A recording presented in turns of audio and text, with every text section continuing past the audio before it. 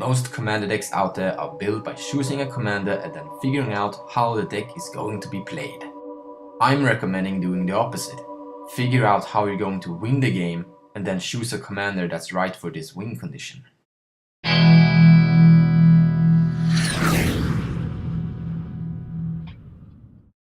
This video is going to talk about how to build a commander deck. It is a little bit past the beginner's guide. I'm taking for granted that you already know about the command zone, command tags, and the commander's color identity.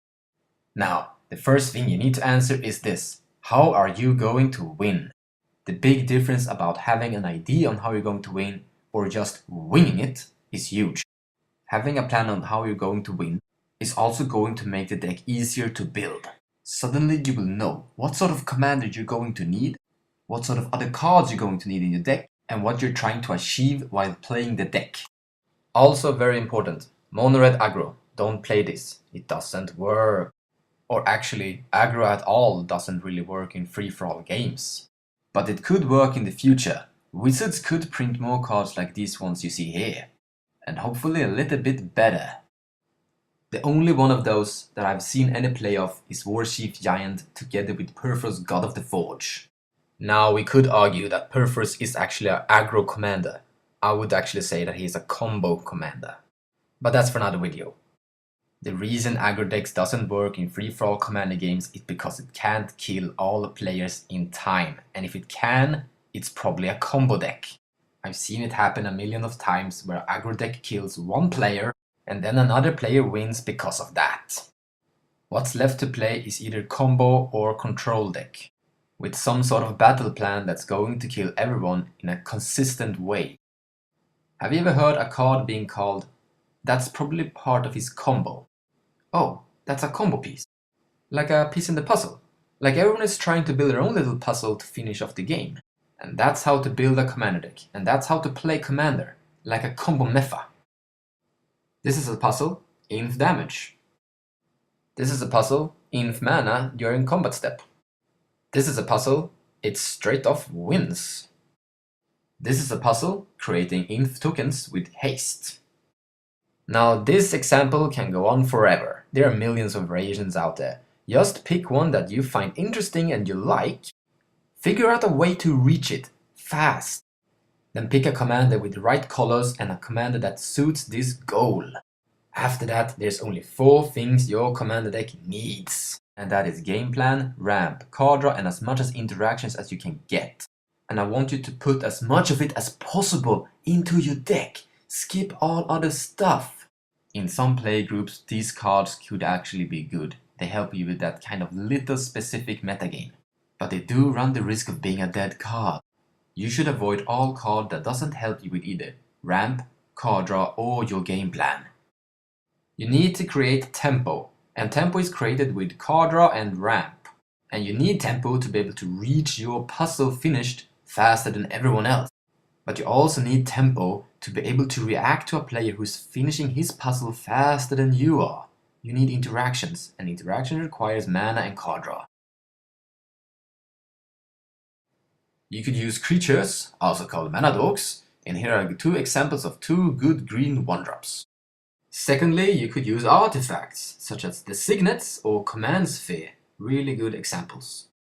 And third, using spells that fetch for lands, such as Farseek or Splendid Reclamation. Actually, Splendid Reclamation requires that you have lands in your graveyard, such as fetch lands. But Splendid Reclamation is still going to be a ramp spell. Now green is probably the strongest ramp color in the format. But artifacts can balance that out pretty good. Here are 4 examples of artifacts that become stronger the more artifacts you have. If you have the option to attack a player for damage or drawing cards, I would say drawing card is the better option. Here are some of the strongest card drawing cards in the game. But you could also run your commander as a card drawing engine like Damia, Sage of Stone.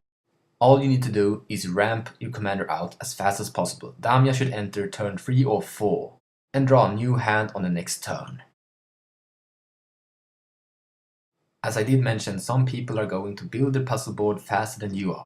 You should always have some way of removing creatures, disrupting a graveyard, removing enchantments, and destroying artifacts.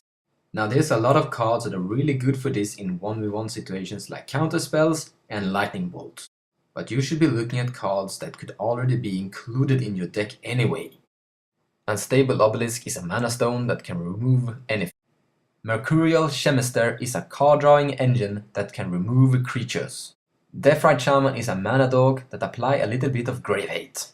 And Blighted Fen is a land that can force a player to sacrifice a creature.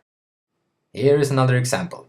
Into the North can fetch the snow-covered land Mouth of Runum, and Mouth of Runum can be sacrificed to deal 4 damage to a creature, and if you have the Crucible of Worlds, you can repeat this process. Now don't worry, there are so much cards in the Magic the Gathering universe that finding cards with multi-purpose function and filling your deck with them is gonna be easy. Here is another honorable mention, Chandra, Torch of Defiance. She draws cards, ramps, spot remove creatures, and creates a Plan B win condition if all else fails. You can compare her with Hedron Archive, a mana stone for 4 that taps for 2 mana. Liliana of the Dark Realms works similar. She helps you with the ramp and card draw, while she also can remove creatures. Nissa the Vastwood Seer will also draw cards and ramp on the same time. She also provides a secondary win condition if Plan A fails. And this example can go on forever. But what you need to look at are cards with multi-purpose functions. Now I want to show you an example where we put all 4 things together: the game plan, ramping, card drawing, and interactions. Meet Craterhoof Behemoth. When this big boy hits the table, he turns all your little creatures into big monsters, equal to the amount of creatures that you have, and give them trample. Now let's say that you have 14 creatures in play, and you play Craterhoof Behemoth. Now you have 15 creatures, they all turn into 15 15s with trample. This is enough to kill at least 3 to 4 players, depending on your opponent's life, and depending on how much power your creatures already have. And this is where the mana dorks comes into play. Your mana dorks become part of your game plan. First you ramp out a lot of mana dorks, then you draw more cards, more mana dorks, and then boom, Craterhoof. So I'm choosing to play Yisan the Wandering Bard as a commander for this deck. My game plan is to get Yisan out on turn 2 consistently, then fetch Craterhoof Behemoth. My Yisan is going to be my card drawing engine. This is my turn 1, Forest and Elvish Mystic. This is turn 2, simply playing Yisan.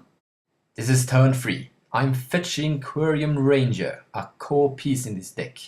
It allows me to untap Yisan if I return a forest to my hand, which allows me to use him more often every turn. Turn 4, I fetch Seeker of Skybreaker. Then I return a forest, puts it into play, and untap Yisan and search Elvish Archdruid. On turn 5, I search for Kerameta's Acolyte, which taps for more mana, then untaps Yisan and search for Ambush Commander, which means all my forests are now 1/1 elves. Then I untap Yisan once more but pass the turn. Before my turn 6, I have already fetched Soul of New Phyrexia, and now I fetched Avenger of Seneca, which gives me 4 plant tokens. And now, boom, Craterhoof, with 18 creatures, giving everyone +18/+18 and trample. This is gonna be game. And in this example, except for Forest, the only card I've played from my hand is Elvish Mystic. I have now briefly showed you one of the strongest commanders in this format. It is worth to mention that he's actually banned Dual Commander. Now he isn't strong because he can win on turn 6. He is strong because his interactions. This is creatures from 1 to 6 that will destroy artifacts or enchantments that you can fetch with Yisan. This is cards you fetch to remove opponent's creatures. And these are cards you fetch to remove your opponent's graveyards. But going further, this would require to make another video specifically about Yisan. But I would like to mention one more thing. This is a budget deck. Putting Yisan together is gonna cost you less compared to buying one of these products. The most core pieces you need are mostly commons or uncommons. So what have we learned today? Come up with some sort of idea on how you're going to win. Figure out how you're going to reach this goal. Put a lot of card drawing in, add some ramp, and figure out what sort of way you're going to ramp. And pick a commander with the right sort of colors and the right type of ability for this idea. So go through that deck collection you have and see what sort of deck you can come up with. Surprise us!